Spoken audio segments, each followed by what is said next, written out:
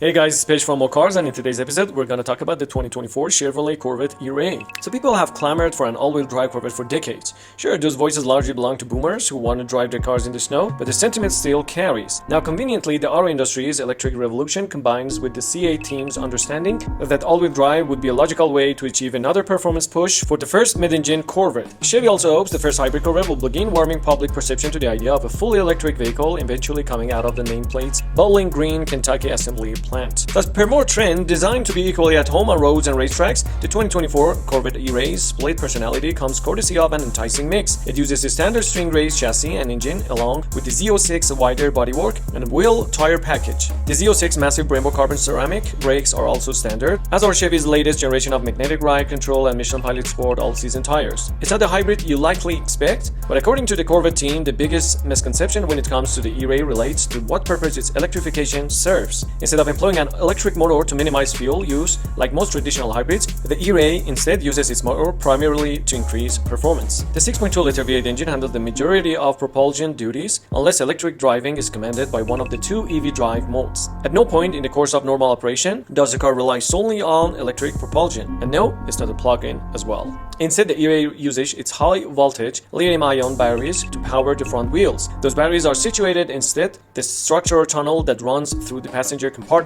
The all-wheel drive system manages power flow using the electric front drive to aid performance when needed, such as during hard acceleration and brisk cornering. The batteries discharge quickly during spirited driving. However, the system will never go below a minimum buffer level to ensure you will lift unexpectedly with the rear drive only. That said, the system is only functional up to 150 miles per hour, at which point the front motor disconnects. Practically speaking, these amount to little more than party tricks. The two EV modes are selected by turning the console-mounted drive mode selector after entering the car but before pressing the start button. In this case, the order of operation matters. Driving itself feels much the same as any ordinary hybrid sedan, so long as throttle inputs remain faint and the road has no grade. The E-Ray slinks along happily while playing the government-mandated alert tone, which sounds like a funky mashup of sounds from the Jetsons and Tron. Simple as they are, the twin EV modes did cause a bit of a head scratching. Because enabling the system is done with the vehicle off, there is no practical way to use the silent driving once underway. This means that if you would like to be a good neighbor and slip the vet back into the garage silently at the end of a long day, you'll need to stop at the end of the block, shut the car off completely, and restart. It would be far more useful if it could be toggled on the fly like the standard drive modes. On the road, the E-Ray is as comfortable as the Stingray, with the standard magnetic dampers happily soaking up road undulations, and expansion joins with ease. Not much has changed inside compared to the regular Corvette other than the new set of E-Ray information screens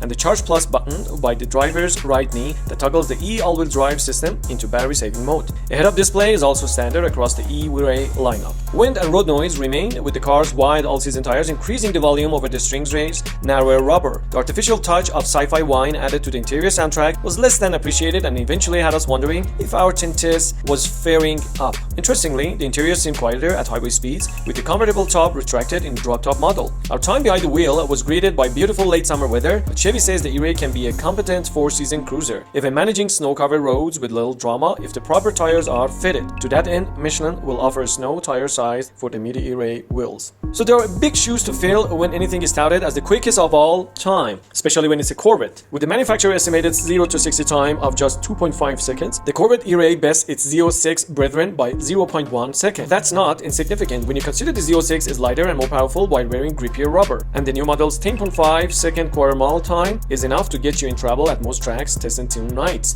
To experience this firsthand, the E-Ray is properly quick when it comes to straight line speed. Using launch control produces repeatable mid-2 seconds blast to 60 with very little brain power involved. A good bit of why the car is so quick comes from the all-wheel drive's added traction. Both the Stingray and Z06 exhibit a bit of wheel slip under hard acceleration, even with Corvette's exceptional traction control. However, with the E-Ray's front tires, digging for additional grip, spinning the rears in straight line proved challenging. Although the car's straight line speed is impressive, cornering is where the E-Ray really shines. In real time, the car's all-wheel drive and performance traction management system consider surface friction, the tire's traction capacity, and the driver's intent to dynamically adjust torque distribution for the best chassis balance and corner exit speed and stability. This delivers a quiet natural torque feel without much perceived torque steer through the front axle. It means you can get back on the throttle sooner while racing through corners, which results in impressive exit speed without upsetting the car or chasing its tail. Shedding speed is low drama drama as well, thanks to the E-Ray being fit with Z06 carbon ceramic Brembo brakes. Contrary to logic, this car will also drift. Part of the autocross experience was a skid pad where we were encouraged to initiate a drift and hold it for as long as we like. Roast someone else $1,000 tires?